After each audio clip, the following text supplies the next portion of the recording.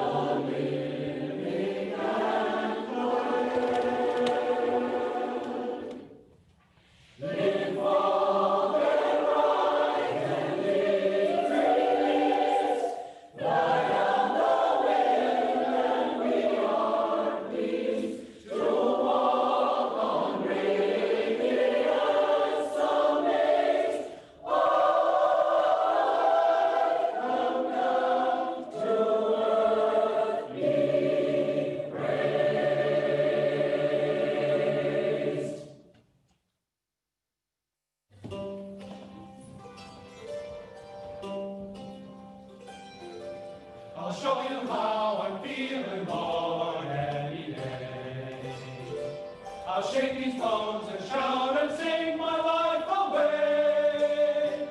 I'll shake these bones and I will shout and sing my life away.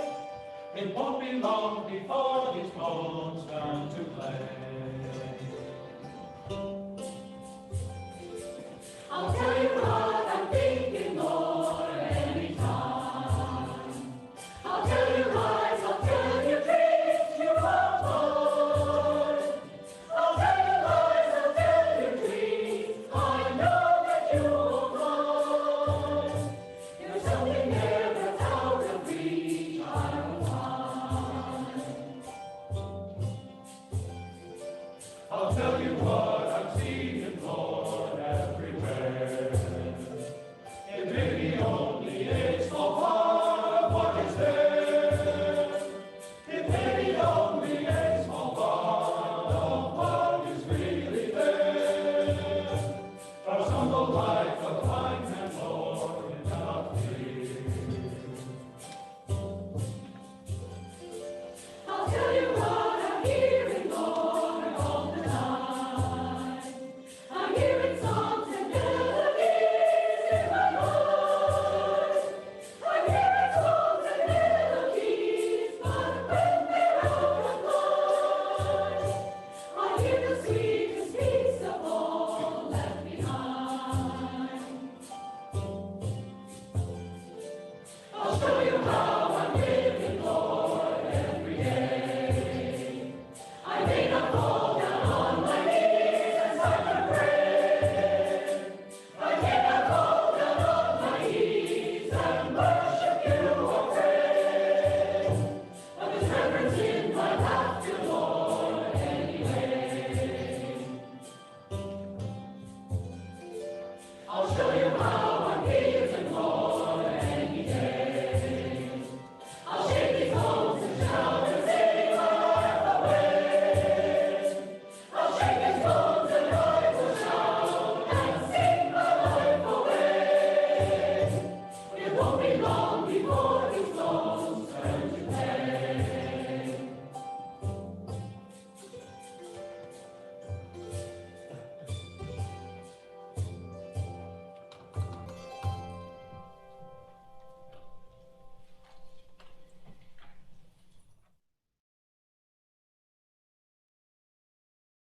Dear Lord, I wonder here below.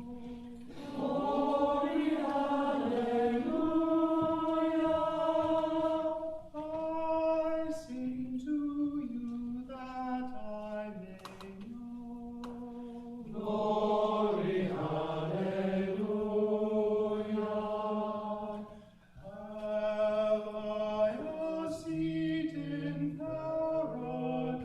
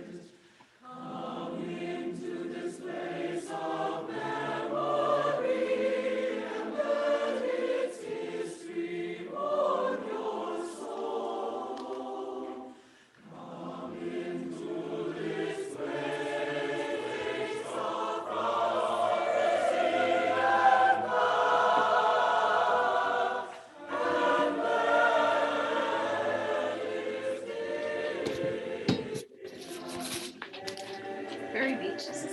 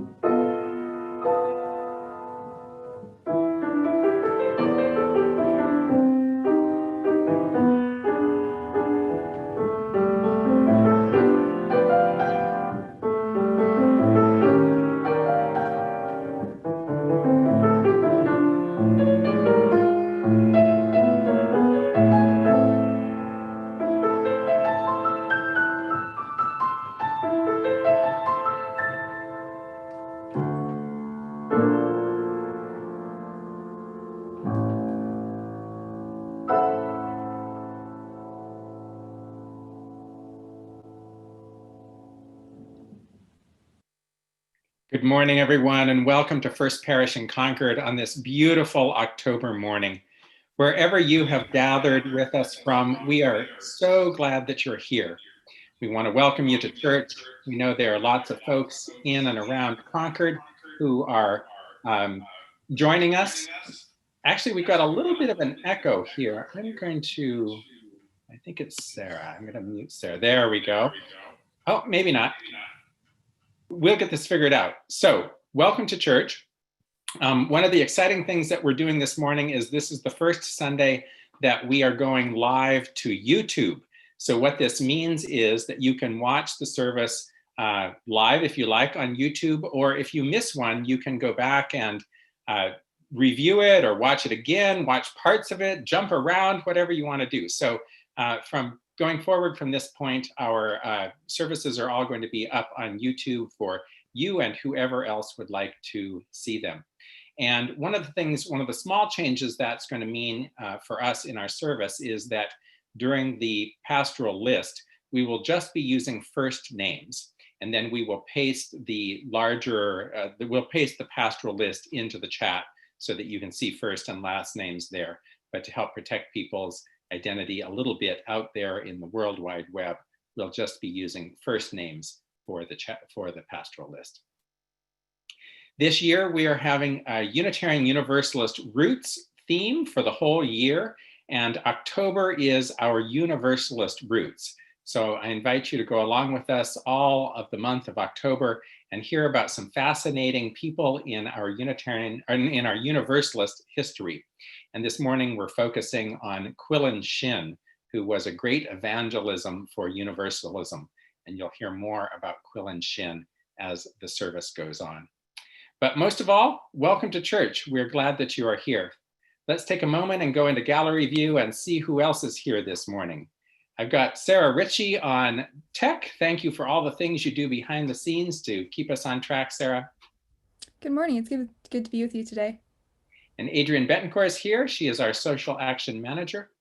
So happy to be with everyone here this morning. Beth Norton is here, our director of music ministry. Greetings, everybody, on a gorgeous October morning. Jade Sylvan is our ministerial intern this year. Welcome, Jade. Hi, I'm also thrilled to be here on such a beautiful fall day. And Dawn Van Patten is here, fresh from the family service. Good morning, everyone. I also will tell you it's a beautiful day out there. And Amy Friedman, our Minister for Religious Education. Good morning. Good morning. Yes, it's a beautiful day out there, and it's good to be with you here. And last but not least, Eric Heineke, our organist. Thank you for the lovely prelude. Yeah, you'll have to unmute yourself. There we go. Good morning, everyone. It's lovely to be here on this beautiful morning. Great. Welcome to church, everyone. Our call to worship this morning, let me get the right one up here.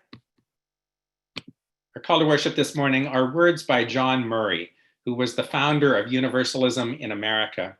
He came and in 1770 preached a famous sermon that started everything off. He lived from 1741 to 1815. This was his charge to fellow Universalists. He said, "Go out into the highways and the byways, give the people something of your new vision. You may possess a small light, but uncover it, let it shine. Use it in order to bring more light and understanding to the hearts and minds of all people. Give them not hell, but hope and courage. Preach the kindness and everlasting love of God." Let us worship together. This morning, we begin our service as we do every Sunday service by lighting a chalice. This ritual joins us with Unitarian Universalists all over the country, really all over the world, and reminds us of our roots in a faith that has sustained us and our ancestors through times of uncertainty and strife. Please join me in our chalice lighting response. O flame of our faith, open our hearts and fill our bodies and souls with persistent strength. Enliven our spirits and engage us deeply in this life of ours, this sacred, essential moment now.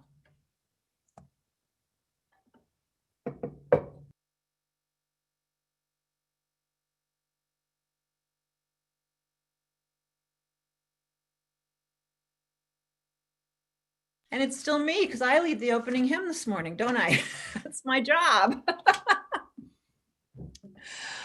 So in joining together and in studying and remembering our historical roots, the song that we have been singing is Brian Tate's song that asks the questions, where do we come from?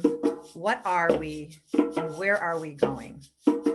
And so I'd like to go back to that song again this morning with help from Loopy, my little harmonizing program.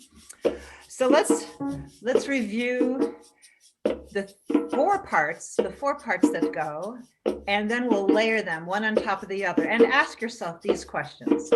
Where do we come from? What are we? Where are we going? Where do we come from? What are we? Where are we going? With me, where do we come from? What are we? Where are we going? Where do we come from? What are we? Where are we going? Where do we come from? Do the motions. Where do we come from? Where do we come from? Where do we come from? Here's the new one. Where do we come from? Where are we going? Where do we come from? Where are we going? Mystery, mystery. Life is a riddle and a mystery. Mystery, mystery. Life is a riddle and a mystery. Where do we come from? What are we? Where are we going? Where do we come from? What are we? Where are we going? Where do we come from? Where do we come from? Where do we come from? Where are we going? Where do we come from? Where are we going? Mystery, mystery. Life is a riddle and a mystery. Mystery, mystery. Life is a riddle and a mystery. Where do we come from? What are we? Where are we going? Where do we come from? What are we? Where are we going? Where do we come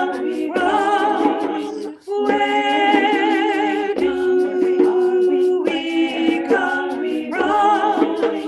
Where do we come from? Where do we come from? Where are we going? Where do we come from? Where are we going? Mystery, mystery. Life is a riddle and a mystery. Mystery, mystery. Life is a riddle and a mystery.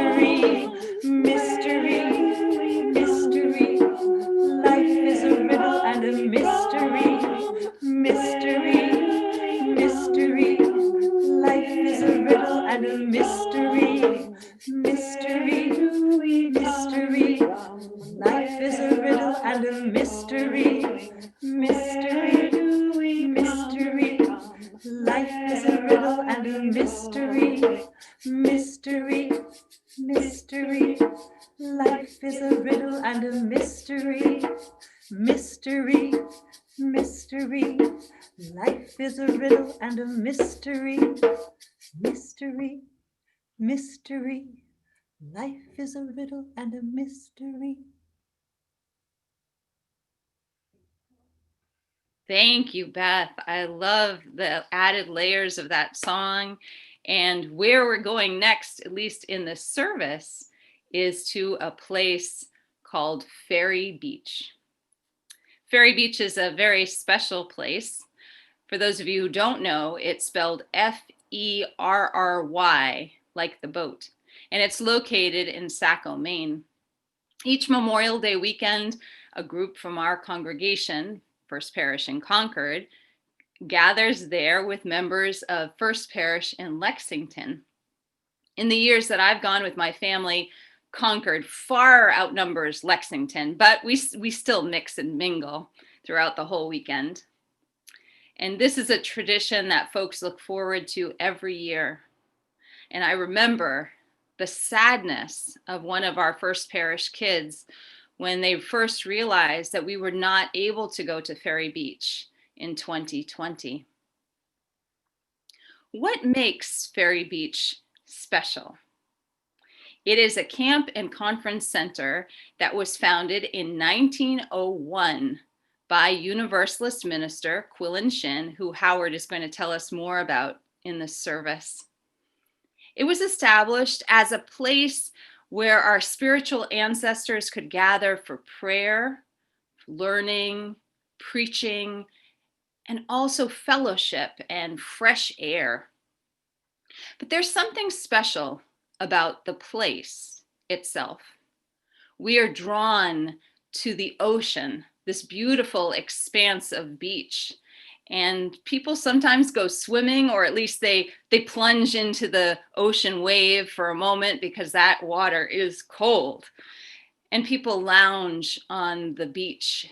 And there's something about the sea air and the sound of the surf that softens our troubles for a time, allows us to relax and be held in a deeper way.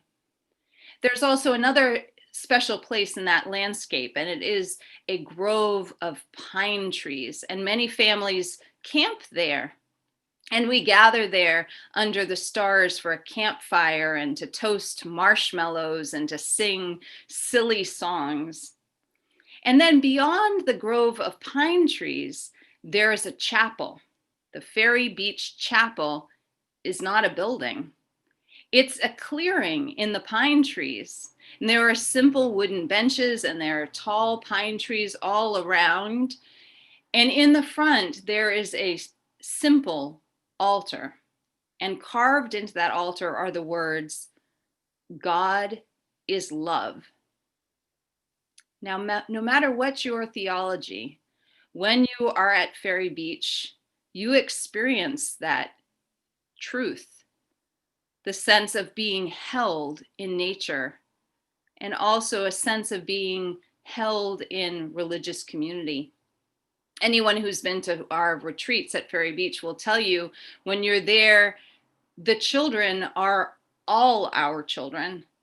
And there are conversations that happen on walks and over meals and out on a porch that just we don't have time to have in our coffee hour or other exchanges when we're together at First Parish in Concord. And of course, there are other traditions like croquet tournaments and talent shows and happy hour and lots of games that are played. And then there's also important for you to know that you can also have times of quiet. You can escape to have a moment of your own personal reflection and deeper rest. So when we can go back to Ferry Beach, you are invited, not only to our Memorial Day weekend retreat, but also to lots of other wonderful programs and camps and conferences that are held there. My home congregation of First Parish in Waltham, we didn't go to Ferry Beach. We were Star Island congregation. We went to Star Island and we went to Craigville, but I was fortunate enough as a young adult to be a leader of a family conference for a week. And so when we were preparing for the service, the song came flooding back to mind about Quillen Shin. And Howard and I, we were never at Ferry Beach together, but he also remembered this particular song, which is sung with great gusto. And so we did a little conspiring with Beth, and we decided it was important that we share this song with all of you. But I need Beth's help because, you know, Beth is much more talented with music than I am. So now Beth is going to lead us in the song.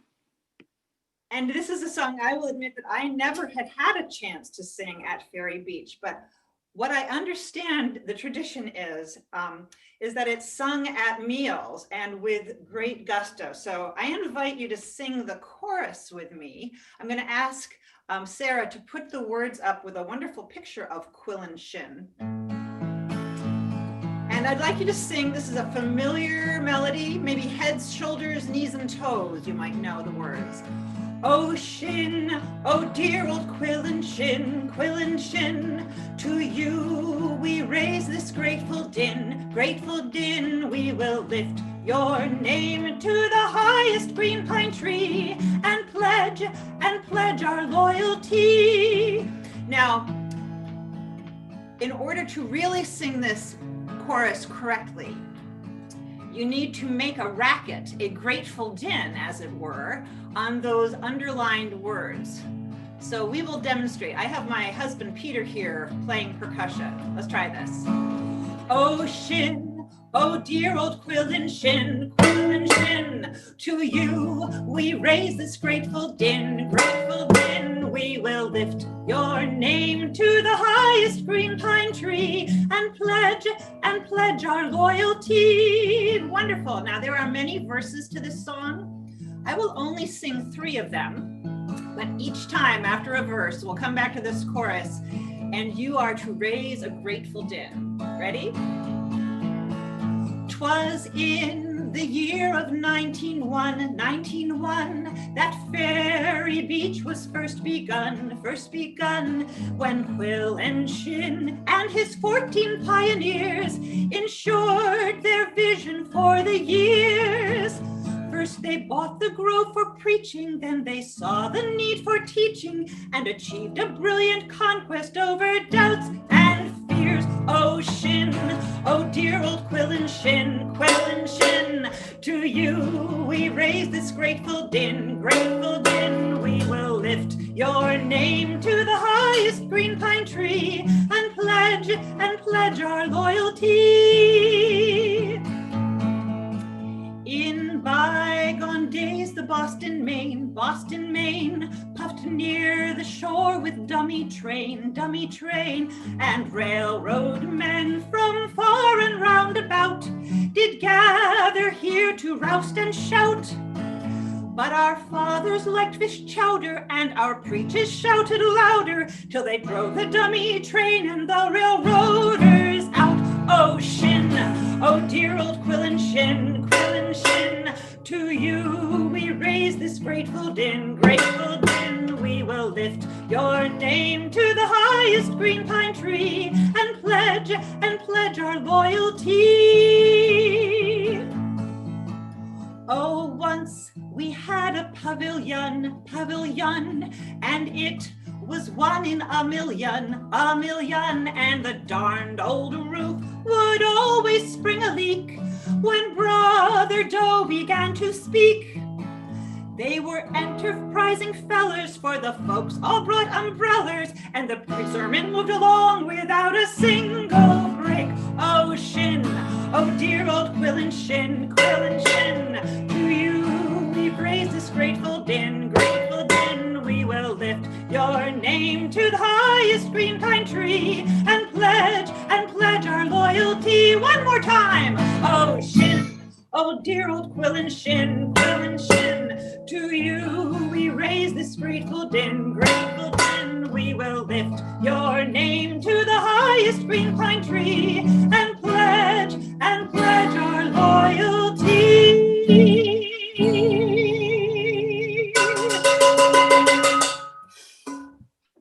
Thank you, Beth and Peter. It is something to be in the hall at Ferry Beach, in the dining hall, and everybody is just thumping on the tables and singing as loudly as they can. It's really a very fun moment. So let us go from the ridiculous to the sublime. I have a reading this morning for all of us. This is a poem by Rebecca Parker. Rebecca Parker is a Unitarian Universalist minister. She was also the president of the seminary that both Amy and I and Marian Weisel went to, Star King School for the Ministry in Berkeley, California. This is Rebecca Parker's poem, Choose to Bless the World. Your gifts, whatever you discover them to be, can be used to bless or curse the world. The mind's power, the strength of the hands, the reaches of the heart, the gift of speaking, listening, imagining, seeing, waiting. Any of these can serve to feed the hungry, bind up wounds, welcome the stranger, praise what is sacred, do the work of justice, or offer love. Any of these can draw down the prison door, hoard bread, abandon the poor, obscure what is holy, comply with injustice, or withhold love. You must answer this question. What will you do with your gifts? Choose to bless the world. The choice to bless the world is more than an act of will, a moving forward into the world with the intention to do good. It is an act of recognition, of confession, of surprise, a grateful acknowledgement that in the midst of a broken world, unspeakable beauty, grace, and mystery abide. There is an embrace of kindness that encompasses all life, even yours. And while there is injustice or evil, there moves a holy disturbance, a benevolent rage, a revolutionary love, protesting, urging, insisting that which is sacred will not be defiled. Those who bless the world live their lives as a gesture of thanks for this beauty and this rage. The choice to bless the world can take you into solitude to search for the sources of power and grace, native wisdom, healing, and liberation. More, the choice will draw you into community, the endeavor shared, the heritage passed on, the companionship of struggle, the importance of keeping faith, the life of ritual and praise, the comfort of human friendship, the company of earth, the chorus of life welcoming you. None of us alone can save the world. Together, that is another possibility waiting.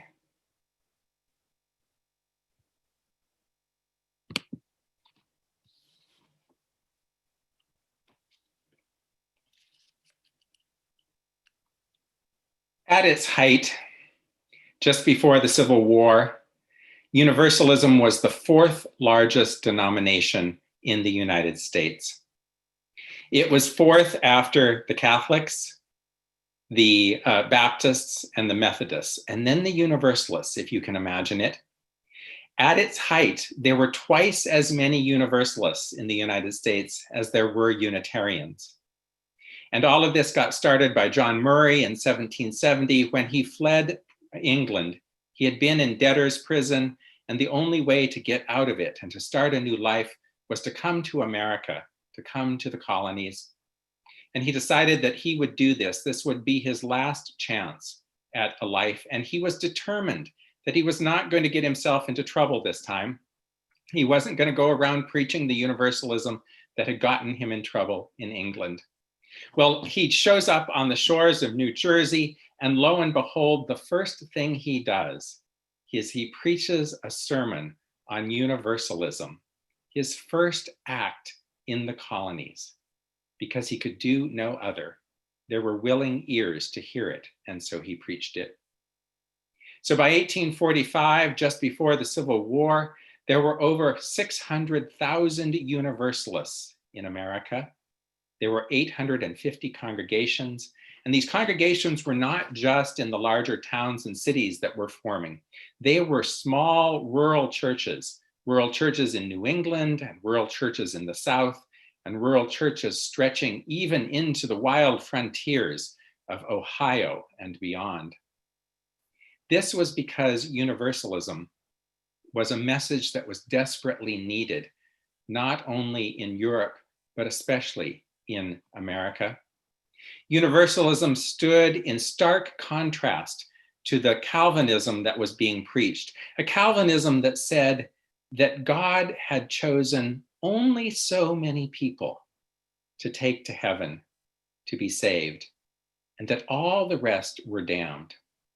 And the way you were supposed to know who was going to be saved is that you could tell by how wealthy they were or how established they were in society. Now, I know this is a simplification of John Calvin's theology, but in practice, it was what happened.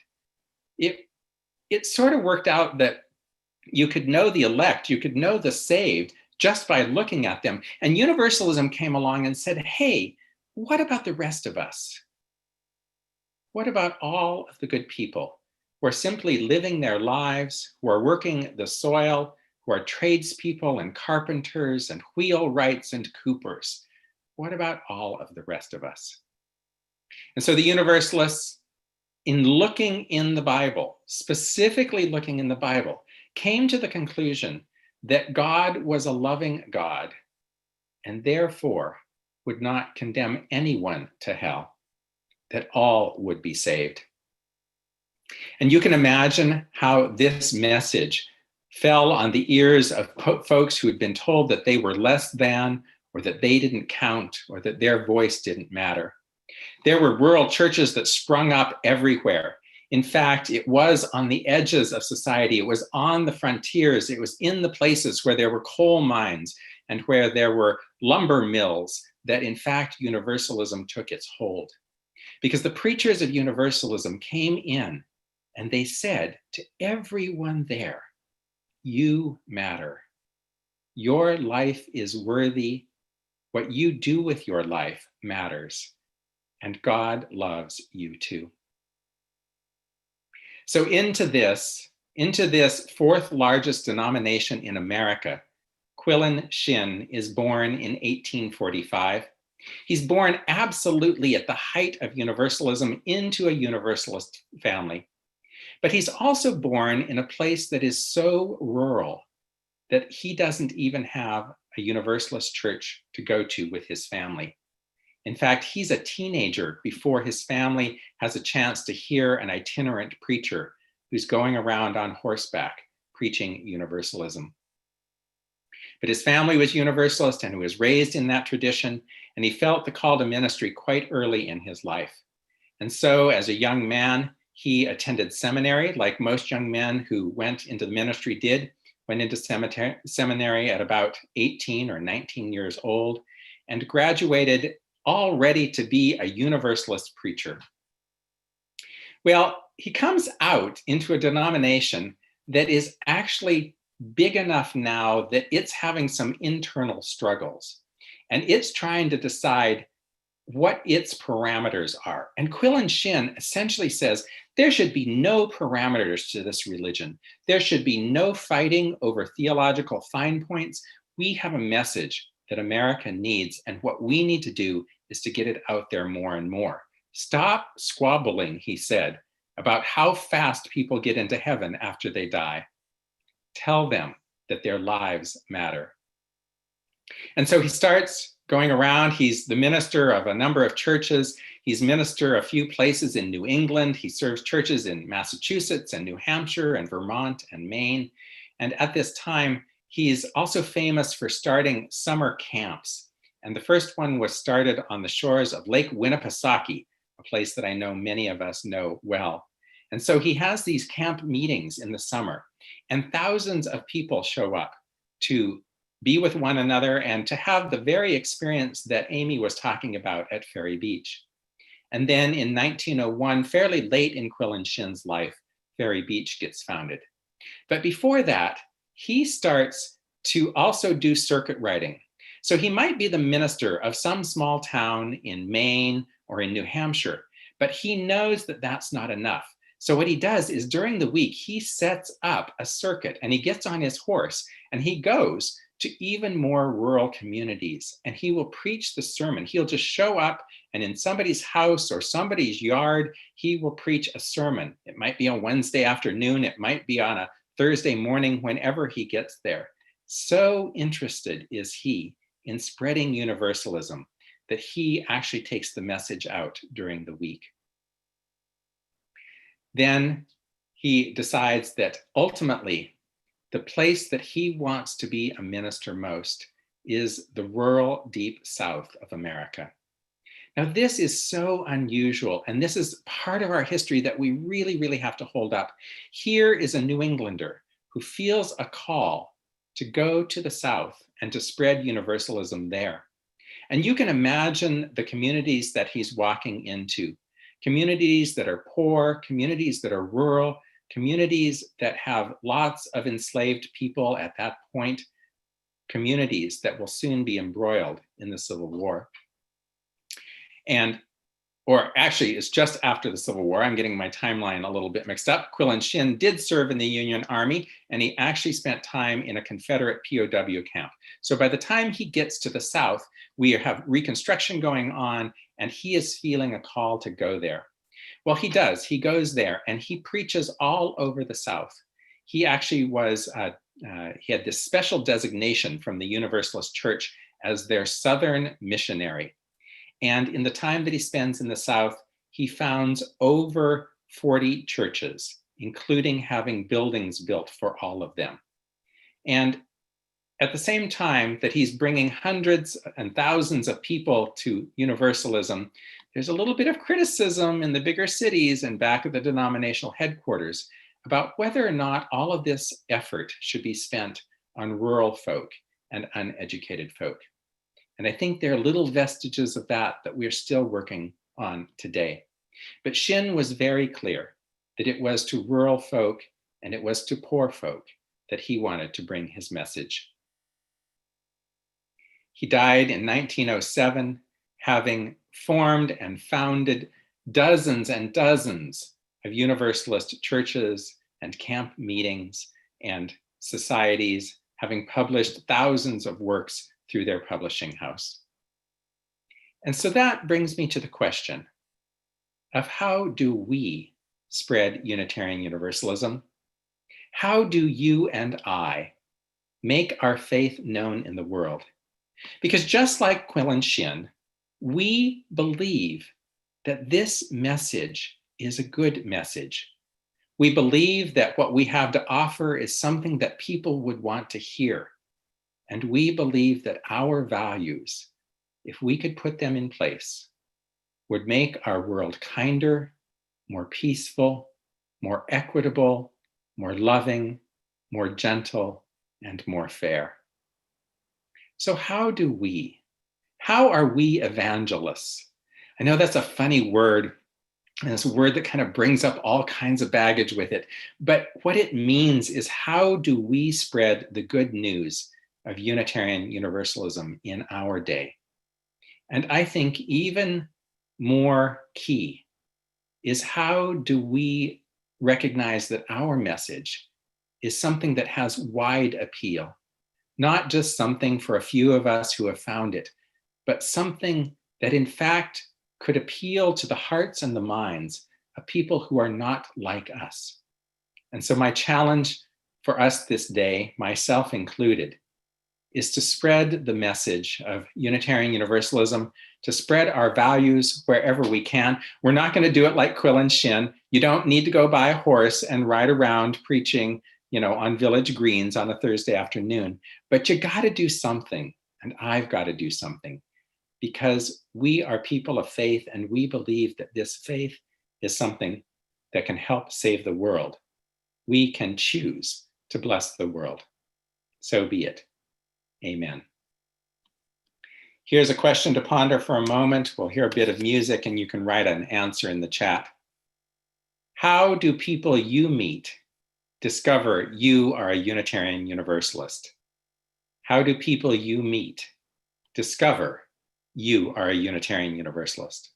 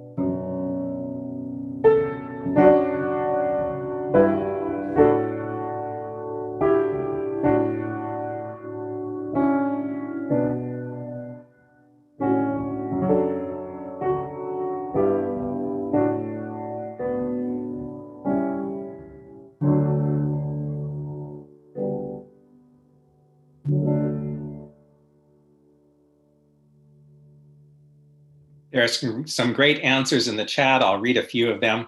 Eleanor says they know when they see me dressed up on Sunday. I tell them right away, as it's such an important part of my life. It's part of my identity and on all my biographical descriptions. I mention I'm a UU and am 7th generation. I talk about singing in the choir and working on UU the Vote.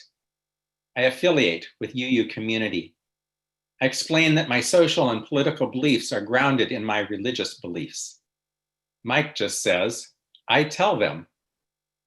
Ted says, I mention our UU social action activities. In the hospital before surgery, they asked me my religion. I tell them oftentimes. They ask me what I do when I'm retired. I tell them I work as a volunteer at my UU church. I'm 7th generation too. It's hard for me not to talk about the wonderful church I belong to. I talk about leading the youth group and how much it means to me. I talk about the church's role in Concord's history. It's one of the leading things I say when meeting someone. It's the essence of who I am.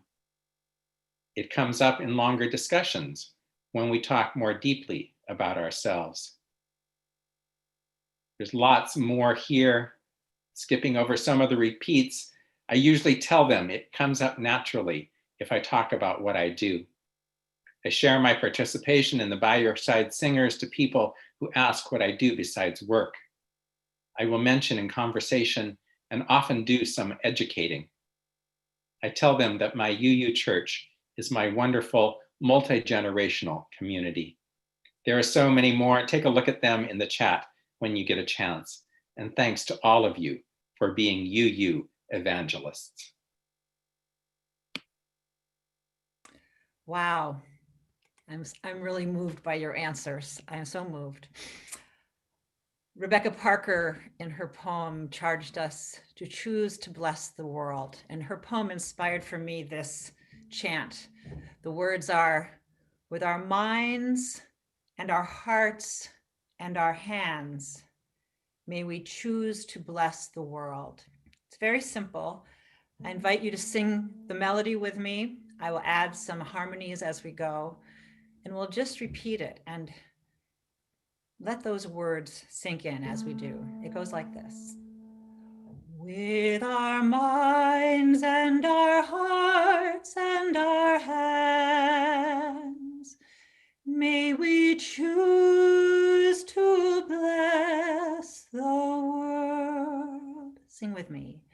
With our minds and our hearts and our hands, may we choose to bless the world. With our minds and our hearts and our hands, may we choose to bless the world. With our minds and our hearts and our hands, may we choose to bless the world. With our minds and our hearts and our hands, may we choose to bless the world. With our minds and our hearts and our hands, may we choose to bless the world. With our minds and our hearts and our hands, may we choose to bless the world. With our minds and our hearts and our hands, may we choose to bless the world. With our minds and our hearts and our hands,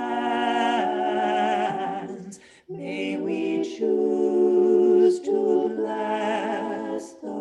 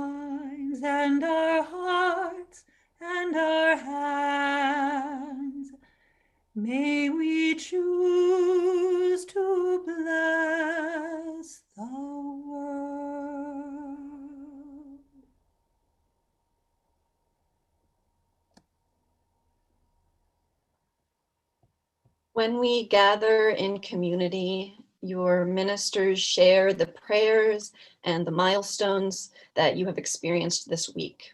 Please contact Reverend Liz Weber with milestones you would like to share.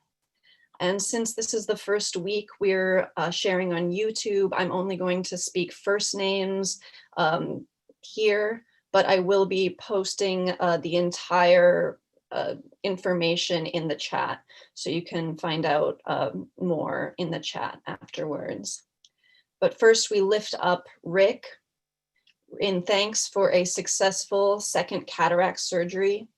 He's finishing a long course of treatment for a detached retina.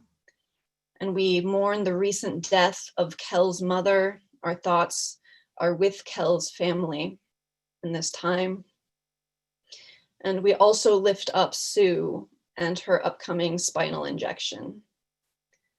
We also hold all who are affected by COVID-19 in our prayers, including the President and the First Lady.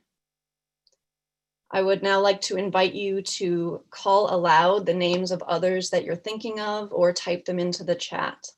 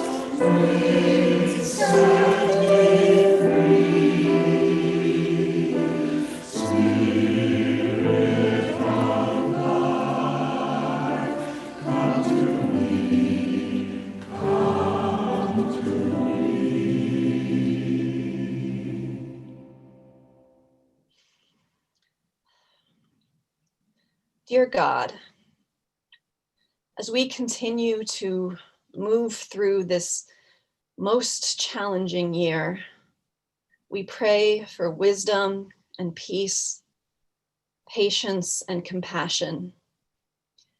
Let us not rush forward, hoping for some return to normal, but let us find what grace we can where we are.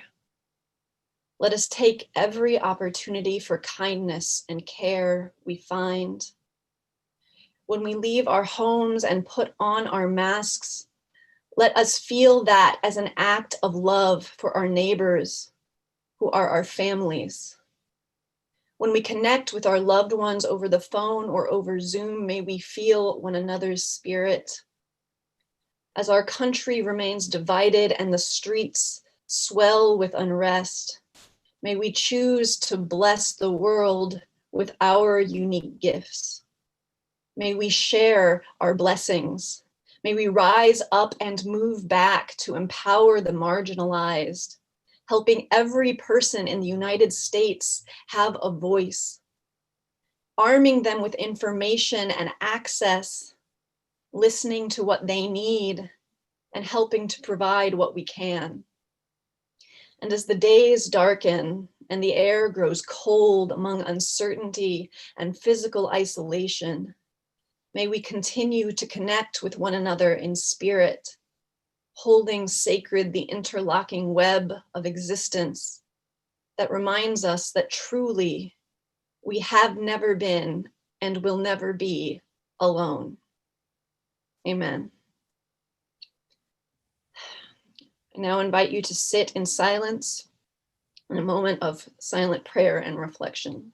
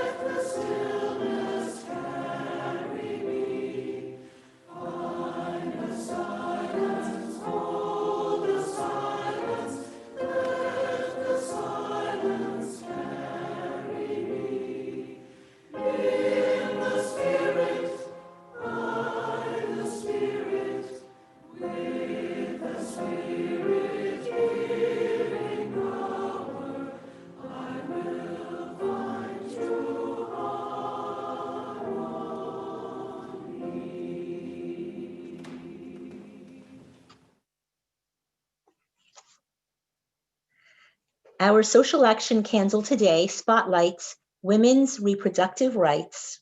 Another reason for us to work for you, the vote. Last week, our own Advocates for Women's Empowerment group modeled a strategic, multifaceted approach.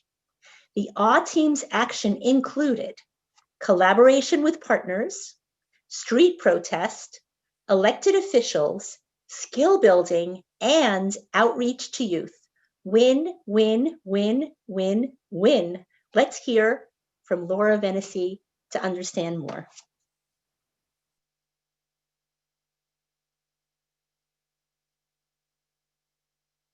Hi, I'm Laura Venesey. I am co-chair of the Advocates for Women's Empowerment and also a proud member of the Boston Red Cloaks. So, after we mourned the death of Ruth Bader Ginsburg, we knew we had to step up the fight for the Roe Act. It's important to know that the Roe Act is different from Roe v. Wade. The Roe Act is an acronym for a Massachusetts bill that stands for the Act to Remove Obstacles and Expand Abortion Access. It needs to be passed now more than ever, because if it is, it will ensure that even if Roe v. Wade was overturned, abortion services in Massachusetts would be protected and accessible. Even in this blue state, we have laws that were written by anti-choice legislators a long time ago, and they were only meant to deny and delay care. The Roe Act would remove unnecessary, unmedical barriers that disproportionately affect Black and Brown women and girls and those living in poverty.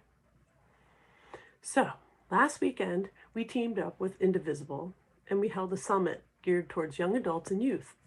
We talked about what was at stake for teens and how younger groups can be reached successfully, including our future voters. And as a group, we've developed some strategies for getting out the word via Instagram, hashtag Roe4All, and other platforms too. Also last weekend, members of ALL joined the Red Cloaks and traveled downtown to a press conference that was held by Senator Ed Markey. He was in Boston to support the Roe Act and denounce the Supreme Court process and nominee. Representative Tammy Gouveia and other legislators were also there. So what can you do? You can start by calling your legislators. Even supportive legislators need to hear from you, and it's quick and easy. Tell them why it's important to you and the young people that you know, and push them to commit to voting for it. Talk to your friends and family too. And another important part of raising awareness about the Roe Act is sharing Red Cloaks and Roe Act images. So please contact me if you'd like to get more involved or you need some ideas on how to use your voice in this fight or even practice making calls. I light this social action candle this week in honor of Ruth Bader Ginsburg and the social justice that she fought for, and for young people today whose voices will make a difference in abortion care for everyone tomorrow. Thank you.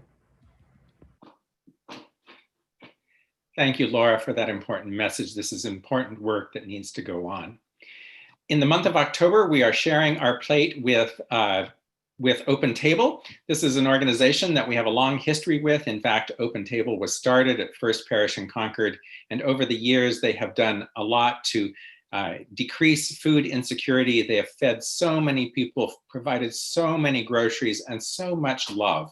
It is the heart and the warmth that is at the center of that program that really, is what it's all about. It is knowing people and caring for them. You can text a donation to the plate. A number will come up on the screen very soon. You can also send in your pledge checks to the church office or donate online. An offering for the good work and witness of First Parish in Concord and Open Table will now be gratefully received.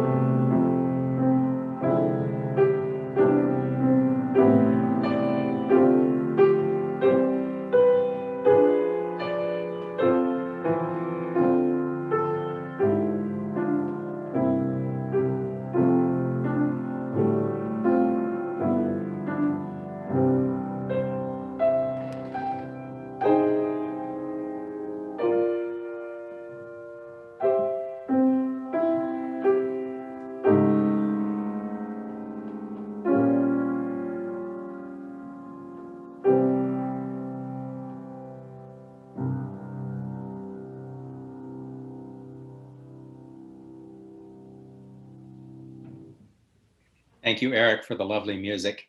As we begin to close our service, I would like to let you know about a couple of opportunities right after the service to see folks face to face and talk and have a little bit of human-to-human connection if you'd like. The first is the Worship Sharing Circle. It will meet immediately after the service and go until 11:30, and it's an opportunity to talk with other folks about the themes of the service, and the link to that will appear in the chat. And the other opportunity is the online coffee hour, and Liz Rust from the Standing Committee is here to say hello to you all and to tell you a little bit about that. Welcome, Liz. Thank you, Howard. Good morning. I'm Liz Rust, a member of the Standing Committee, and inviting you to Zoom Coffee Hour. Zoom Coffee Hour is a great way to catch up with people you know and make acquaintances in a small setting for just a few minutes. Hey, for some of us, Zoom Coffee Hour is easier to navigate than the busy, noisy in-person coffee hour in the parish hall. You'll find the link in the chat at the end of the service, and I look forward to seeing you there. Thank you. Thank you, Liz. And that too will finish by 11:30. A couple of other things to keep in mind. Pay attention to your FP Weekly. Check your spam folder if you're not getting it. It's the best source of information. It often has links in there, and you'll often want to use the most recent version of that for a link. I want to apologize to anybody who tried to get into my class last Thursday and had trouble with the link. We have since fixed the link, so definitely use your most recent versions of FP Weekly for those links. Jade is starting a class this week as well, so watch for all kinds of things that are going on. There's plenty of ways to connect through FP Weekly. And check us out on Facebook, and check us out now, of course, on YouTube. It's a chance to watch the service again, or to tell somebody. You can do a little evangelism and say, you know, go check out that sermon. It's right there on YouTube. So do make a visit to our YouTube account sometime this week. And also remember that the family worship service happens every week. It happens from 9:30 until 9:50 a.m. And you are welcome at this. Amy and Don are putting lots and lots of energy into this, and it's a fun 20 minutes. That's all there is to announce. Let us join in our closing song. Beth? Quillen Shin was sometimes called the Universalist St. Paul, and this was a reference to his evangelism.